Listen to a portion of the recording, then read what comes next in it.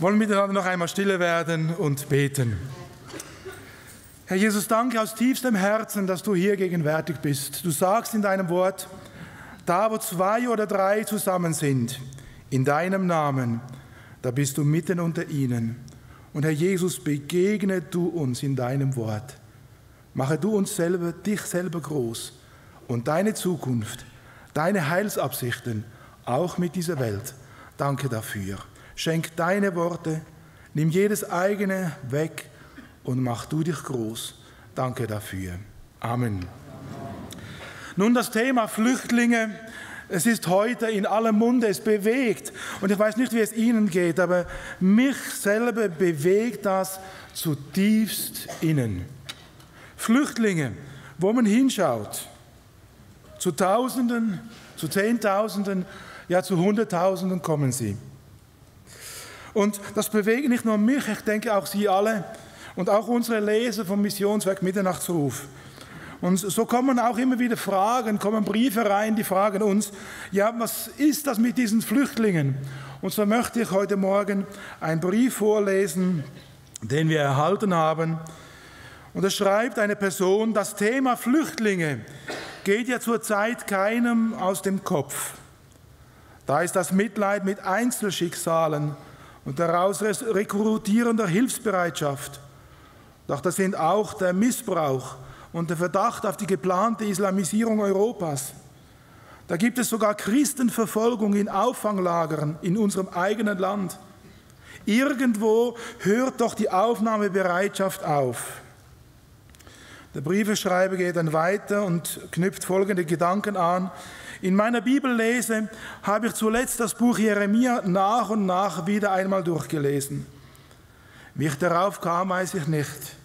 Doch dann plötzlich bin ich hängen geblieben an Jeremia 51, Vers 14. Der Herr Zebaoth hat bei seiner Seele geschworen, ich will dich mit Menschen füllen, als wären es Käfer. Die sollen dir ein Liedlein singen. Der Briefeschreiber fährt dann fort und sagt, ist dies vielleicht ein Gerichtswort oder dies ist ein Gerichtswort an Babylon wegen seiner Gottlosigkeit.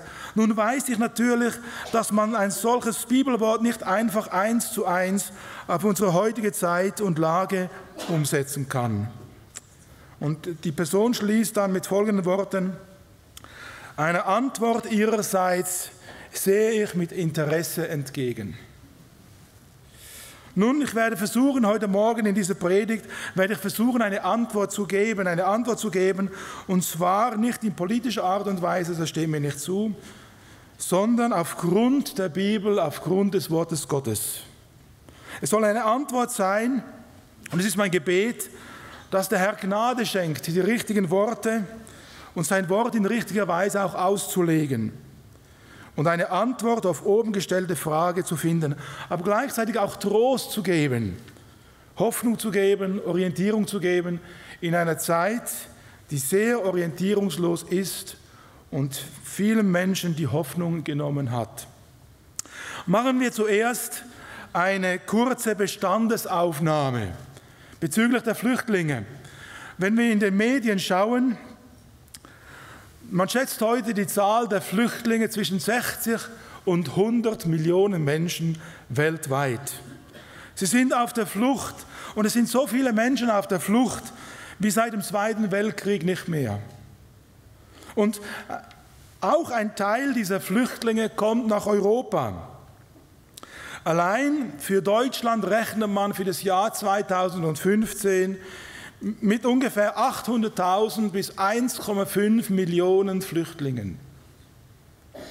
Und es ist interessant, woher diese Menschen nach Deutschland kommen. Das sind alles Zahlen, die habe ich aus dem Internet. Zum Beispiel an erster Stelle die Flüchtlinge in Deutschland, die kommen aus Syrien, dann Albanien, Afghanistan, Irak, Serbien, Eritrea, Mazedonien, Pakistan, Montenegro. Diese Zahlen habe ich vom 21. Oktober aus dem Nachrichtensender NTV. Nun, diese Menschen, sie kommen hierher, sie kommen nach Deutschland, sie kommen nach Europa und sie bringen immer auch ihre Kultur mit, ihre Weltanschauung, ihre Lebensweise, auch ihre Religion. Und automatisch haben diese Menschen oder diese Ströme, die hierher kommen, auch Auswirkungen auf unsere Gesellschaft. So schreibt die Zeit Online Folgendes unter dem Titel Der Gott der anderen vom 25. September 2015. Da schreibt die Zeit Online: Niemand weiß in diesen wilden Tagen, wie Deutschland in 5 Jahren aussehen wird. Aber eines ist sicher: Es wird islamischer werden. Von den 800.000 Flüchtlingen, mit denen allein für das Jahr 2015 gerechnet wird, sind mindestens 80% Muslime, vermutet Ayman Maciek, der Vorsitzende des Zentralrates der Muslime in Deutschland. Und da geht der Bericht weiter. Was bedeutet das für Deutschland und was bedeutet es für den Islam hier? Schon gehen Ängste um, schwirren Gerüchte umher. Vor vielen großen Flüchtlingsunterkünften des Landes tauchen Salafisten auf und bieten den Neuankömmlingen aus dem Nahen Osten Trost, Essen und den Koran. Es heißt, die Saudis wollen in Deutschland 200 Moscheen für die Flüchtlinge errichten. Mit einigem Recht wird die Frage gestellt: Wie halten es die Neuen mit den Frauenrechten, mit der Trennung von Kirche und Staat, mit Schwulsein, Jüdischsein und der Satire? Bis soweit das Zitat aus der Zeit Online vom 25. September 2015. Ein weiteres Zitat aus der Welt, das mit dem Übertitel Islamisten bedrohen Christen in Flüchtlingslagern. Das ist ein Bericht vom 27. September 2015. Und dann wird erzählt, Said aus dem Iran sitzt unter einem Bild von Jesus Christus am Kreuz. Darüber persische Schriftzeichen. Es sind Bibelzitate. Johannes 8, Vers 12. Ich bin das Licht der Welt. Wer mir nachfolgt, der wird nicht wandeln in der Finsternis. Said ist Kickboxer. Er ist quer durch die Türkei zu Fuß gelaufen. Dass seine Probleme in Deutschland erst richtig anfangen würden, hätte er niemals gedacht. Er sagt: Im Iran haben die Revolutionsgarden meinen Bruder in einer Hauskirche verhaftet. Ich bin vor dem iranischen Geheimdienst geflohen, weil ich dachte, in Deutschland kann ich endlich frei meine Religion leben, sagt Said. Aber ich kann in meinem Asylbewerberheim nicht offen sagen, dass ich Christ bin. Dann werde ich bedroht. Ja, sie drohen mich zu töten. Das sind einige Zitate aus der säkularen Presse. Und interessant, selbst die säkulare Presse, sie sagt, dass sich unsere Gesellschaft verändert. Ob wir es wahrhaben wollen oder nicht, so sagt heute die Politik, der Islam gehört zu Deutschland. Und selbst diese säkulare Presse, sie stellt fest, schon heute sehen die Städte anders aus als noch vor 10 Jahren. Und wie es aussehen wird, in noch einmal 10 bis 20 Jahren, kann heute niemand abschätzen, noch mit Sicherheit sagen. Das alles weckt Ängste.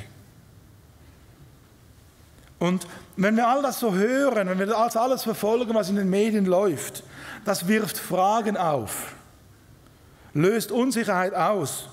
Und entsprechend dieser Unsicherheit, dieser Angst, gibt es auch Gegenreaktionen. Das sind alles Sachen, die wir heute erleben und sehen können. Da gehen Zehntausende von Bürgern auf die Straße, um ihrer Besorgnis Ausdruck zu geben.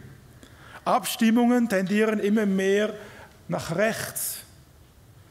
Und selbst rechtsnationalistisches Gedankengut ist heute leider wieder salonfähig geworden. Besorgte Bürger, sie warnen im Internet vor Überfremdung, vor der Gefahr der Islamisierung des christlichen Abendlandes. Viele sind auch unzufrieden mit der vorherrschenden Politik und sie prophezeien unvorstellbare Probleme, die auf uns zukommen werden. Das alles sind nur kurze Bestandesaufnahmen der Situation heute. Und doch, wir als Christen, wir wollen uns der Bibel zuwenden. Wir wollen fragen, was hat die Bibel uns zu sagen in diese Situation hinein? Und ich möchte eine Antwort geben unter 3 Stichworten. Erstens einmal, was sagt die Bibel über Flüchtlinge? Zweitens, was ist unsere Aufgabe als Christen gegenüber diesen Flüchtlingen? Und als drittens, hat dieser Flüchtlingsstrom eventuell endzeitliche prophetische Aspekte? Also diese 3 Punkte. Was sagt die Bibel über Flüchtlinge? Was ist unsere Aufgabe als Christen gegenüber diesen Flüchtlingen? Und hat dieser Flüchtlingsstrom eventuell endzeitliche prophetische Aspekte?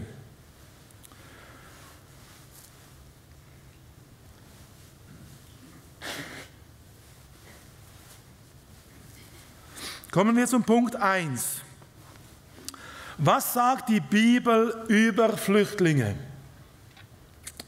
Es ist interessant, wenn wir die Bibel aufschlagen. Die Bibel ist voller Flüchtlinge. Also wie uns begegnet, was wir heute sehen, nichts Neues im Lichte der Bibel. In der Bibel, wenn wir sie aufschlagen, da finden wir Menschen, die sind auf der Flucht aus verschiedensten Gründen. Sie sind auf der Flucht wegen Kriegen, wegen Hungersnöten, wegen Familienzwisten oder politischen Unruhen.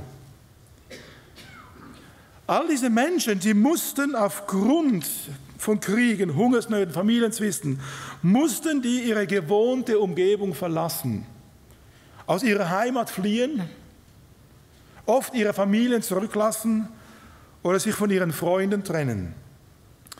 Wer kann mir sagen, wer war der erste Flüchtling in der Bibel?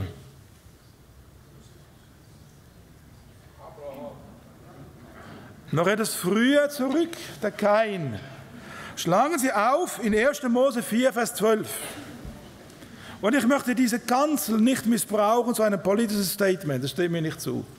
Sondern unsere Aufgabe als Christen ist ganz klar zu sagen, was sagt die Bibel in diese Situation hinein. Und das wollen wir tun. Und deswegen schlagen wir auf und lernen den ersten Flüchtling der Bibel kennen. In 1. Mose 4, Vers 12, nachdem der Kain seinen Bruder, den Abel, erschlagen hatte, da sagt Gott über seinem Leben, du wirst unstet und flüchtig sein. Der erste Flüchtling auf Erden war der Kain. Der erste Flüchtling im Alten Testament war der Kain.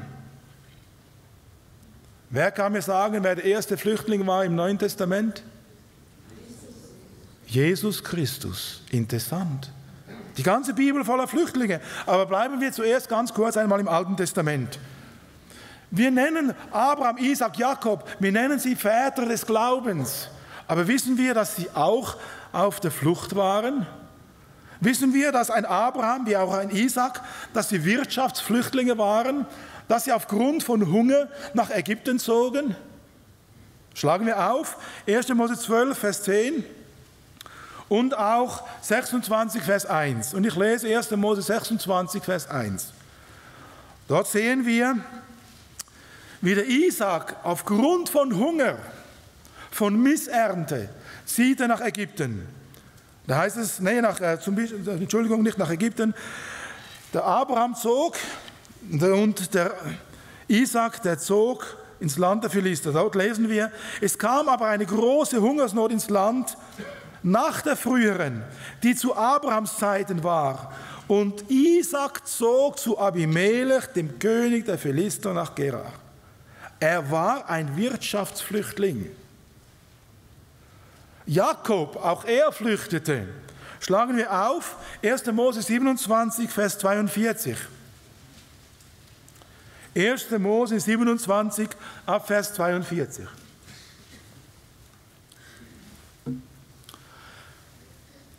Der Jakob war so ein Schlitzohr, der hatte seinem Bruder, den Esau, über das Ohr gehauen. Dann heißt es da, und dieser Esau will sich rächen. Und dann heißt es, dein Bruder Esau will sich an dir rächen und er will dich töten. Nun aber, mein Sohn, höre auf mich, mache dich auf und flieh zu meinem Bruder Laban nach Haran. Auch er ein Flüchtling. Mose, auch er ein Flüchtling, und zwar ein politischer. 2. Mose 2, Vers 15. 2. Mose 2, Vers 15. Dort heißt es, aber der Mose erfloh vor dem Pharao und hielt sich im Lande Midian auf. Das heißt, alle unsere Glaubensväter, Abraham, Mose und so weiter, das waren Flüchtlinge. Vergessen wir nicht, das in der ganzen Situation. Die Liste ließ sich beliebig ergänzen. Naomi, die Ruth, der David, alle, die waren Flüchtlinge. Und wie sie selber gesagt haben, der erste Flüchtling im Neuen Testament war der Herr Jesus. Seine Mutter Maria und der Josef, sie mussten aufgrund von politisch motivierten Morddrohungen, mussten die fliehen. Und wir lesen das in Matthäus 2, Vers 13.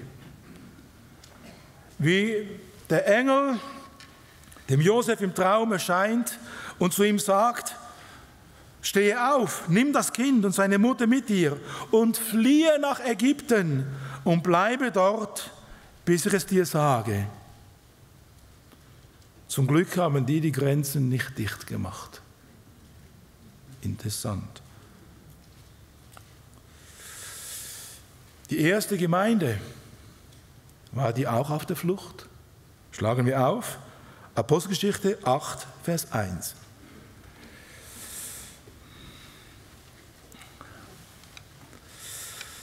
Apostelgeschichte 8, Vers 1. Noch am selben Tag brach über die Gemeinde in Jerusalem eine schwere Verfolgung herein. Alle, die an Jesus glaubten, sie flohen und zerstreuten sich über das ganze Gebiet von Judäa und Samarien. Flüchtlinge, Flüchtlinge überall. Die Gemeinde Jesu, war sie nicht zeitlebens auf der Flucht? Wenn Sie ein wenig die Kirchengeschichte studieren, die Gemeinde Jesu, sie war immer auf der Flucht. Der Markus hat es eingangs gelesen, Hebräer 13, Vers 14. Da sagt der Hebräerbriefschreiber, denn wir haben hier keine bleibende Stadt, sondern die zukünftige suchen wir. Dass wir es in der Schweiz so gut haben, das ist ein Privileg, das nur einige wenige Prozente auf dieser Erde genießen können. Vergessen wir das nicht. Die Gemeinde Jesu war seit ihrem Bestehen immer ein Teil des Flüchtlingsstromes. Und auch heute, viele Tausende von Christen sind auf der Flucht. In diesen Flüchtlingsströmen sind viele auch Christen aus dem Irak, aus Syrien, aus Eritrea. Wissen Sie, dass ungefähr 80% der Eritreer alles Christen sind? Unsere Glaubensväter. Wir lesen Hebräer 11 ab Vers 36. Schlagen Sie auf, Hebräer 11 ab Vers 36. Da wird uns erzählt über unsere Glaubensväter.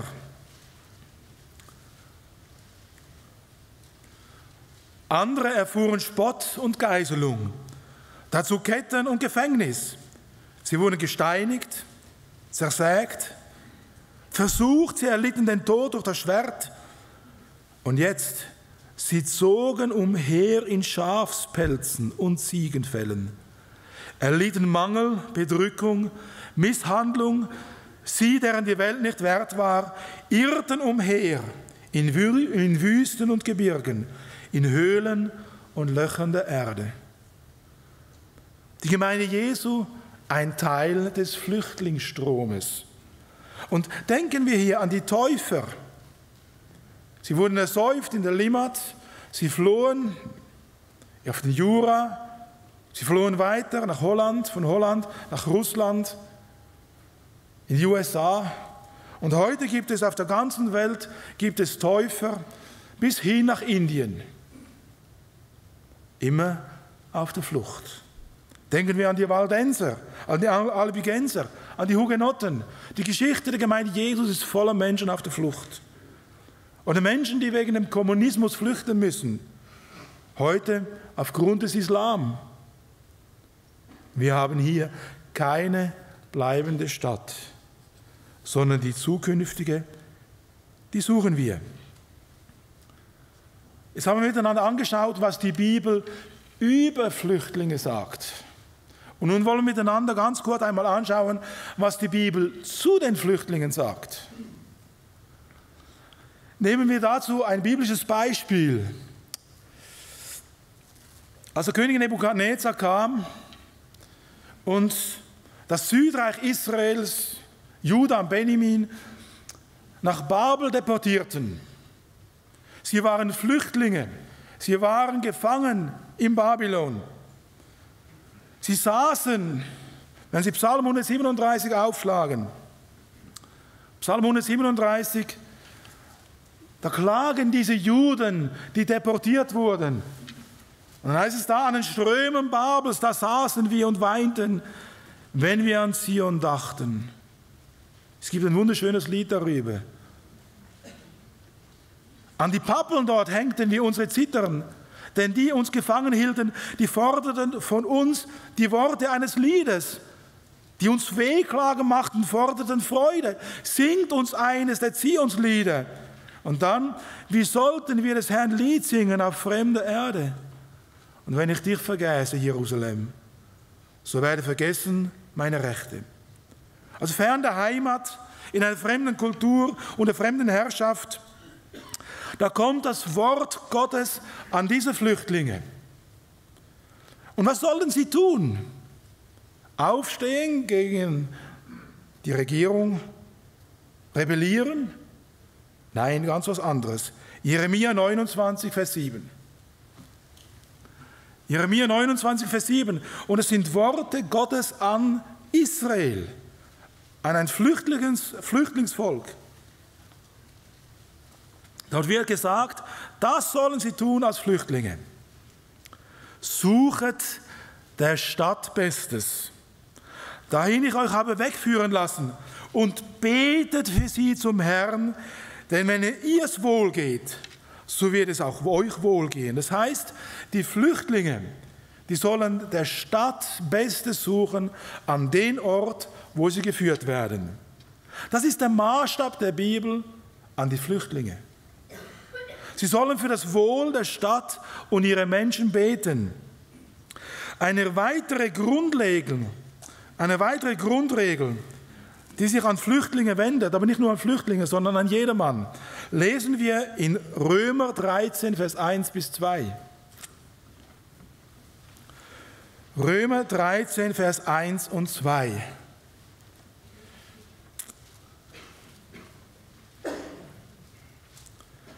Da steht, ein jeder, das heißt du und ich und auch der Flüchtling. Ein jeder soll sich den Trägern der staatlichen Gewalt unterordnen. Denn alle staatliche Gewalt kommt von Gott und jede Regierung ist von Gott eingesetzt. Wer sich daher der staatlichen Gewalt widersetzt, stellt sich gegen die von Gott eingesetzte Ordnung und wird zu Recht bestraft werden. Also hier legitimiert Gott ganz klar auch Staatsgewalt, auch klare Richtlinien aufgrund von Regierungen. Und diesen sollen sich die Flüchtlinge unterordnen. Sie sollen die Gesetze des betreffenden Landes respektieren und sie tun. Kommen wir zum zweiten Aspekt unserer Predigt. Unsere Aufgabe als Christen.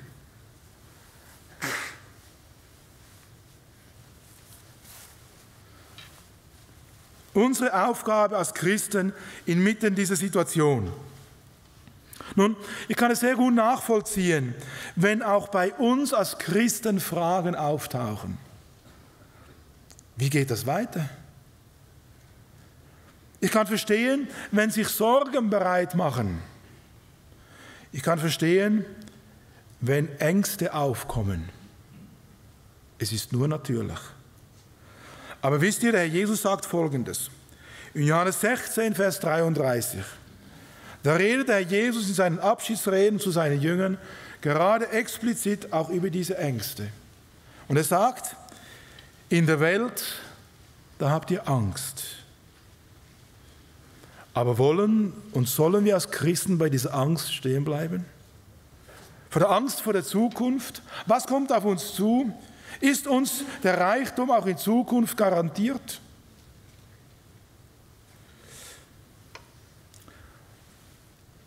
In die Situation hinein, in der wir heute sind, da gibt es eine andere göttliche Realität. Und diese andere göttliche Realität stellt sich der Angst entgegen. Denn Herr Jesus geht weiter und sagt dann in Johannes 16, 33, das habe ich mit euch geredet, damit ihr in mir Frieden habt. In der Welt, da habt ihr Angst. Aber seid getrost, ich habe die Welt überwunden. Vor einiger Zeit wurde die Tochter eines unserer Mitarbeiters in São Paulo vor der Haustüre überfallen. Ihr wurde alles gestohlen. Ich habe das unseren Mitarbeitern geschickt zur Information. Und dann kommt eine Mail von unserem Bruder Elia Maurice. Und er sagt, hat er so geschrieben, weißt du, die Welt kann uns alles nehmen, aber eines nicht, den Frieden Gottes in unserem Herzen. Es ist genau das, was der Jesus gesagt hat. Ich habe mit euch geredet, damit ihr in mir Frieden habt. In der Welt habt ihr Angst, aber seid getrost. Ich habe die Welt überwunden. Egal was kommt, egal was passiert, egal auf was wir zugehen, den Frieden Gottes kann uns niemand rauben. Und er selber, er sagt, ich bin der gute Hirte. Und der gute Hirte kennt seine Schafe und er ruft sie alle mit Namen. Das heißt, er kennt dich, deine Ängste, deine Nöte, deine Situation, deine Zukunft. Und im Psalm 139, da lesen wir, wie der lebendige Gott sagt, von allen Seiten umgibst du mich und hältst deine Hand über mir. Ich sitze oder stehe, Herr, du weißt es. Du erkennst meine Gedanken von ferne. Was für eine wunderbare Tatsache, welch ein Trost, mitten in diesen Fragen, mitten in diesen Befürchtungen, mitten auch in diesen Ängsten. Und wisst ihr, wenn wir das wissen, dass er alles in den Händen hält, dass er mein guter Hirte ist, dass er mich trägt, dass er mich nie loslässt, dass sein Friede höher ist denn alle Vernunft. Und in diesem Wissen können wir auch den Flüchtlingen entgegengehen. Und zwar mit offenem Herzen und mit offenen Händen. Es ist interessant, was die Bibel in Bezug des Umganges mit Flüchtlingen sagt. Schlagen Sie mal auf, Jesaja 16, Vers 3. Jesaja 16, Vers 3.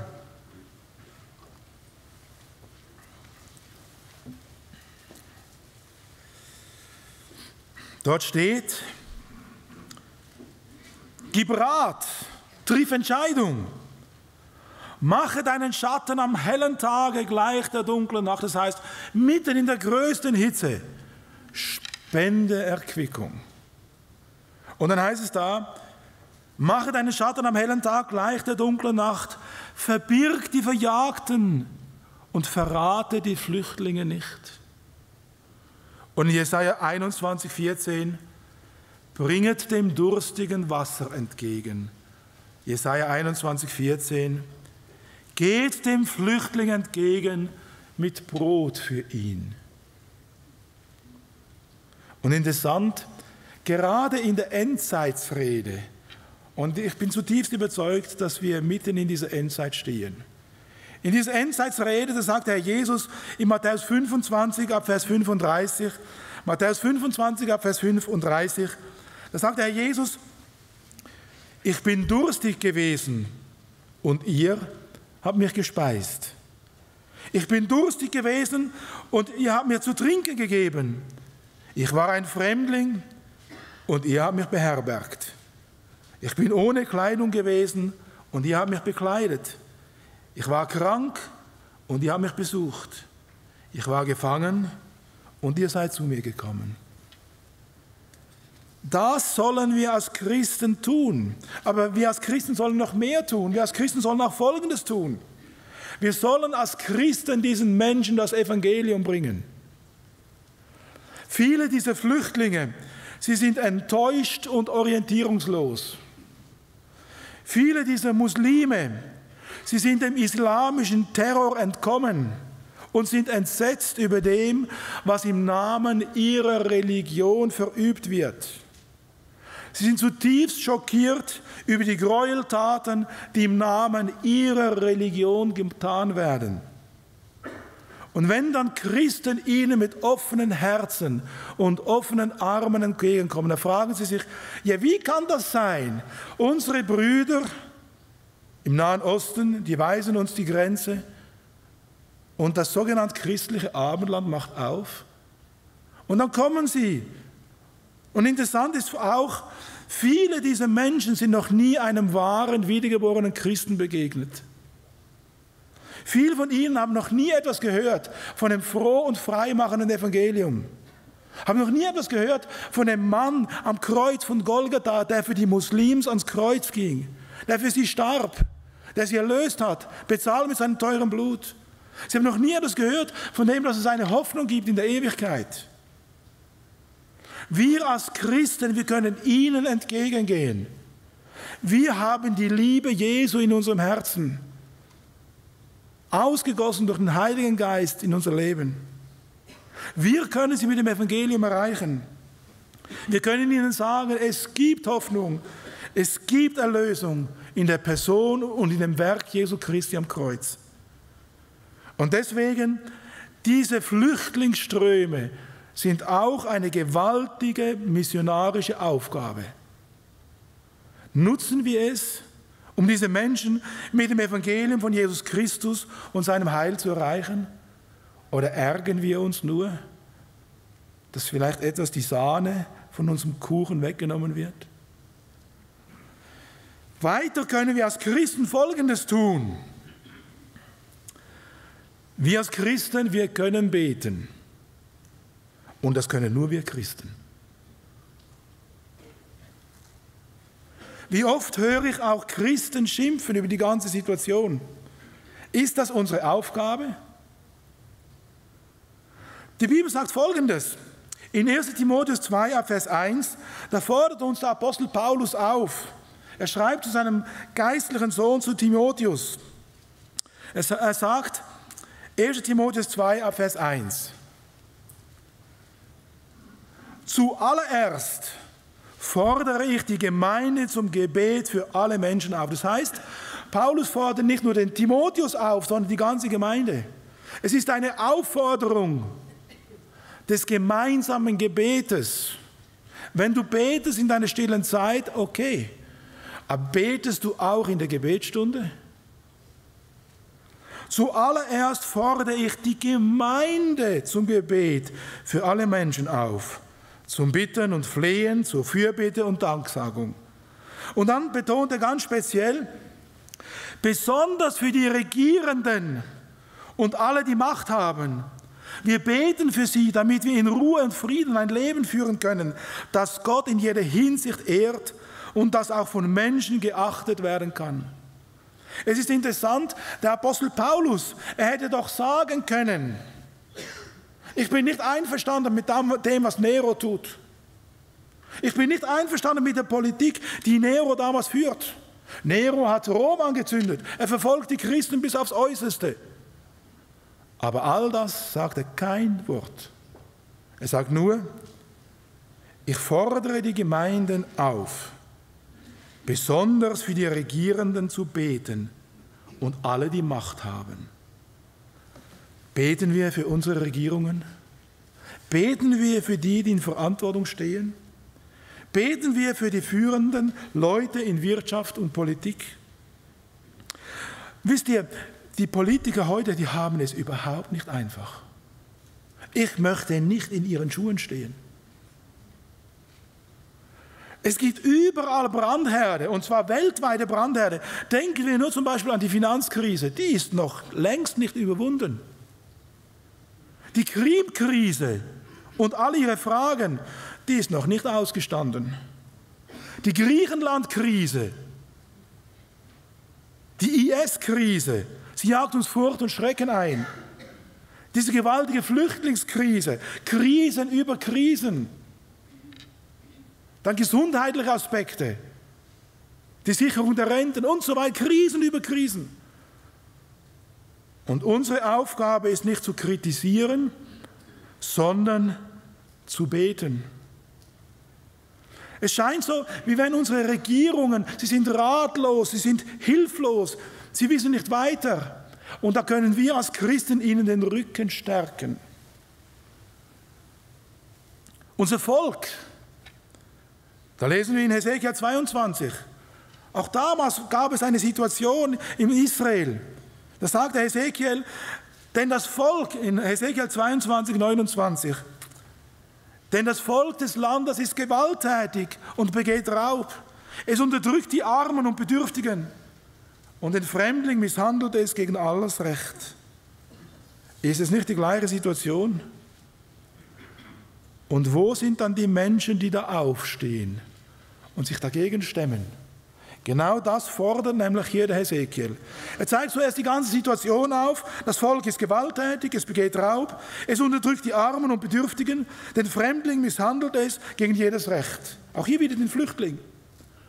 Und dann steht dieser Hesekiel auf und fragt in Vers 30, und ich suchte unter ihnen einen Mann, der die Mauern zumauern und vor mir einen Riss treten könnte für das Land, damit ich es nicht zugrunde richte. Aber ich fand keinen. Wo sind in unserem Land, in unserem Volk, in unserer Gemeinde, wo sind die Beter? Es ist unsere heilige Pflicht. Paulus sagt, ich fordere zuallererst die Gemeinde auf zum Gebet. Es ist nicht freiwillig, es ist eine Pflicht. Kommen wir zum letzten Aspekt.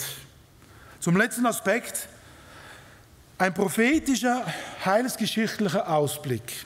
Oder ein Aspekt, hat dieser Flüchtlingsstrom uns etwas zu sagen? Wo sind wir in der Endzeit? Ist es vielleicht später auf der heilsgeschichtlichen Uhr Gottes, als wir denken? Als erstes möchte ich auch hier wieder festhalten, bei all den Krisen, die uns umgeben, Finanzkrise, Krimkrise, Griechenlandkrise, IS-Krise, Flüchtlingskrise, all diese Dinge. Wisst ihr, wer im Regiment sitzt? Es ist Gott. Er hält die Zügel in den Händen. Er macht Geschichte und nicht Regierungen dieser Welt.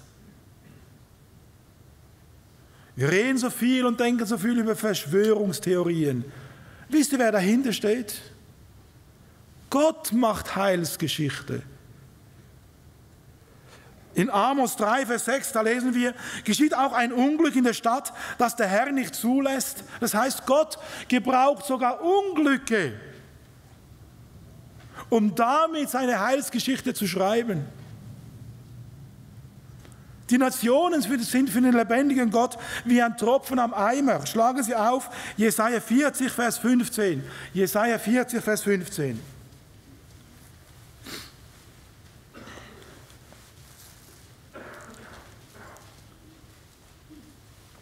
Da sagt der lebendige Gott, siehe, wie ein Tropfen in einem Eimer sind die Nationen und wie Staub auf der Waagschale werden sie geachtet.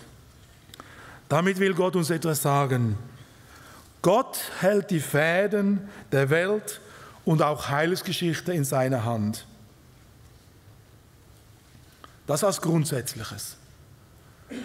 Und nun stellen wir uns die große Frage, haben wir uns schon einmal Gedanken darüber gemacht, dass es eventuell einen Zusammenhang haben könnte zwischen dem sittlichen und geistlichen Zerfall des christlichen Abendlandes und der zunehmenden Islamisierung Europas? Betrachten wir, was der Prophet Jeremia sagt. Jeremia 19, Vers 15. Da sagt er über seinem Volk, Jeremia 19, Vers 15, so spricht der Herr der Heerscharen, Jeremia 19, 15, so spricht der Herr der Heerscharen, der Gott Israels. Siehe, ich werde über diese Stadt und über alle ihre Städte all das Unheil bringen, das ich gegen sie geredet habe. Und jetzt kommt der Grund, denn sie haben sich hartnäckig geweigert, auf meine Worte zu hören.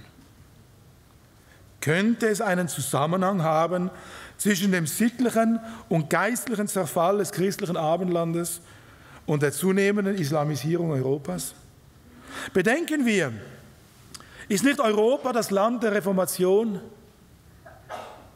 Wurde nicht hier die erste Bibel gedruckt und den Massen zugänglich gemacht?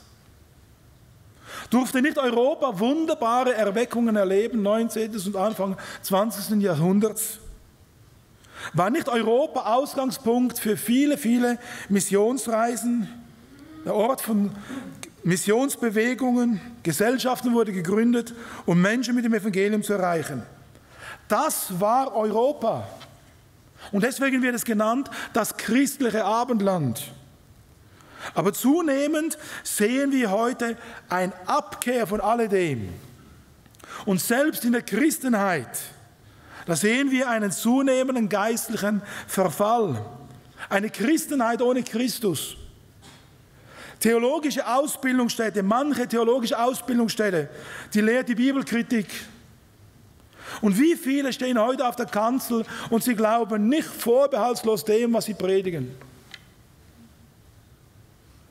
Und selbst in den Gemeinden, da haben wir eine zunehmend lauwarme, bibelkritische, zeitgeistliche, erkenntnislose, wie auch hingebungslose Christenheit. Unsere Gesellschaft, für das ist das alles normal geworden, was vor 20, 30 Jahren noch als Sünde galt. Abtreibung, Geldgier, Ausbeutung, Homosexualität, Ehescheidung, Ehebruch, Pornografie und so weiter und so fort. Es ist alles normal, alles legitimiert. Und der Herr sagt, Jeremia 19, 15, so spricht der Herr der Heerscharen, der Gott Israels, siehe, ich werde über diese Stadt und über alle ihre Städte all das Unheil bringen, das ich gegen sie geredet habe, denn sie haben sich hartnäckig geweigert, auf meine Worte zu hören. Könnte das der Zusammenhang sein? Ich werde versuchen, aufzuzeigen, wo wir heute stehen. Als die Jünger den Herrn Jesus fragten, sie fragten ihn, Herr Jesus, wann richtest du das messianische Königreich wieder auf? Wann wirst du kommen und deine messianische Herrschaft auf dieser Erde aufrichten? Und dann sagt der Herr Jesus ihnen Folgendes, schlagen Sie auf, Neues Testament, Lukas Kapitel 21, ab Vers 25.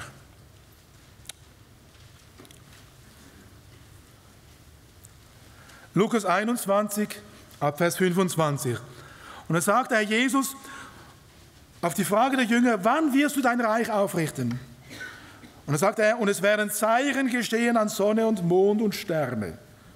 Und dann sagt er, und auf der Erde, weltweit, Angst der Heidenvölker, vor Ratlosigkeit.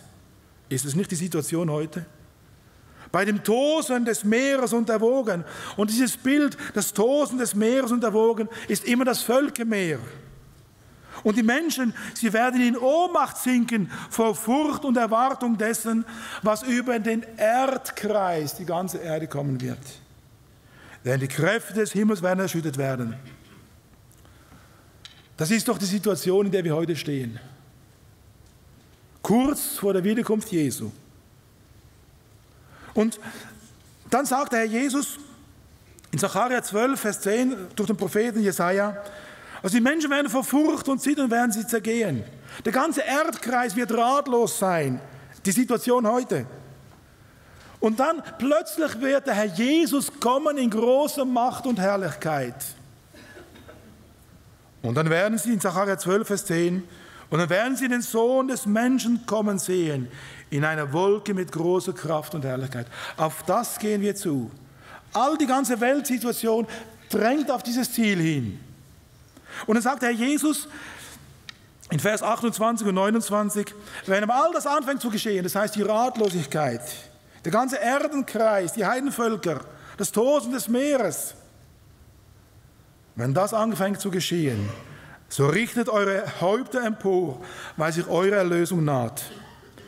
Der Herr Jesus, er redet hier über den ganzen Erdkreis von weltweiten Zeichen, weltweiter Angst, weltweiter Ratlosigkeit, dem weltweiten Tosen des Völkermeeres und der weltweiten Furcht, die die Völker zunehmend befallen wird.